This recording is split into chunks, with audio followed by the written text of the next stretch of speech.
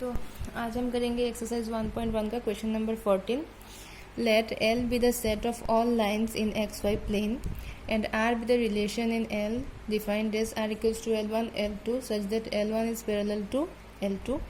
Show that R is an equivalence relation. Find the set of all lines related to the line y equals to 2x plus 4.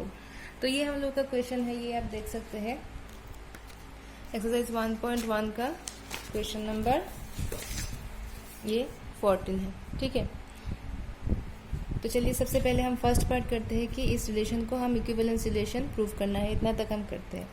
तो सबसे पहले देखिए ये x Y plane है, ये हम लोग का एक्स वाई प्लेन है और ये जो रिलेशन दिया है ये क्या दिया है, L1 एंड L2 दो लाइन है, L1 is parallel to L2। तो ये सपोज हम लोग का एक लाइन है जो L1 है, ये सपोज हम लोग का और एक लाइन है जो L2 है, दोनों पैरेलल है। तो सबसे पहले हम लोग को रिलेशन को क्या करना होगा, रिफ्लेक्सिव प्रूफ करना होगा। तो रिफ्लेक्सिव का कंडीशन क्या है कि हमें पता है कि इफ, अब देखो, if A belongs to R for all A belongs to capital A. ठीक है, ये जो ए एक एलिमेंट है सेट ए का, वो सब अगर ए आर में हो गया तो ये कह सकते हैं रिफ्लेक्सिव है। अभी आप देखो यहाँ पे अगर मैंने लिखा suppose L1 belongs to R since ये जो L1 एक लाइन है वो खुद का तो पैरेलल होगा ही ना, since L1 is parallel to L1 is parallel to itself. कोई भी एक लाइन सपोज वो अपने खुद के तो पैरेलल होगा ही ना। L1 जो है दैट इज L1 खुद के पैरेलल तो लिख ही सकते हैं हम, है कि नहीं। तो अगर ऐसा है तो L1 जो है वो रिलेशन में होगा, क्योंकि हम लोग का कंडीशन ये है कि L1 is parallel to L2। तो कोई भी एक लाइन सपोज L1 है तो खुद के तो पैरेलल होगा ही ना, ये लाइन जो है ये खुद का तो पैरेलल होगा ही ना, इसीलिए L1 पैरेलल होगा, इसीलिए ये रिफ्लेक्सिव हो जाएगा। Therefore R is reflexive.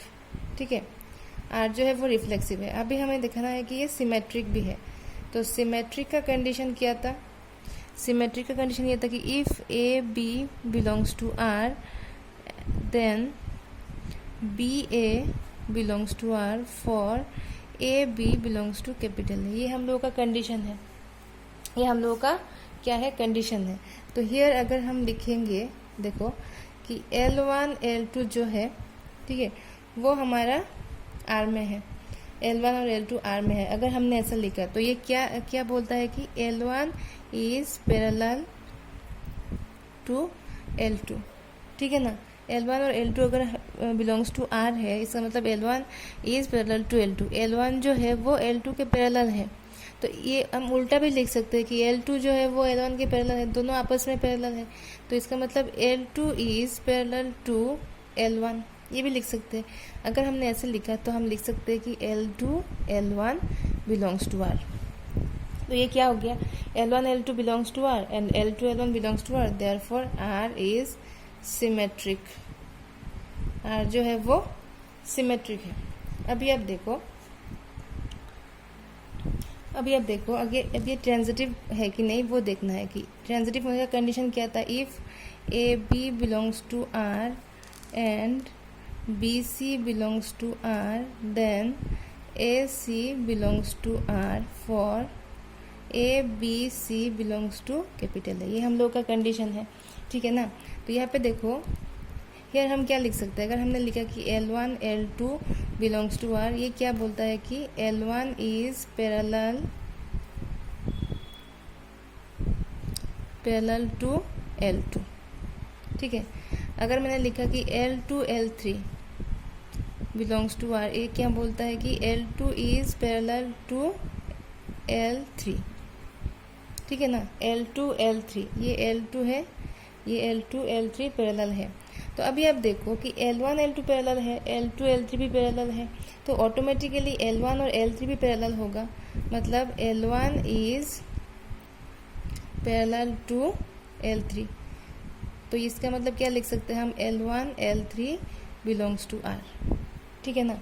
तो अभी आप देखो L1 L2 R में बिलोंग करता है, L2 L3 भी R में बिलोंग करता है और L1 L3 भी R में बिलोंग करता है। Therefore R is transitive.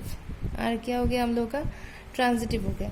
तो हम लोग का R रिफ्लेक्सिव भी है, सिमेट्रिक भी है, ट्रांजिटिव है। Therefore R is an equivalence relation.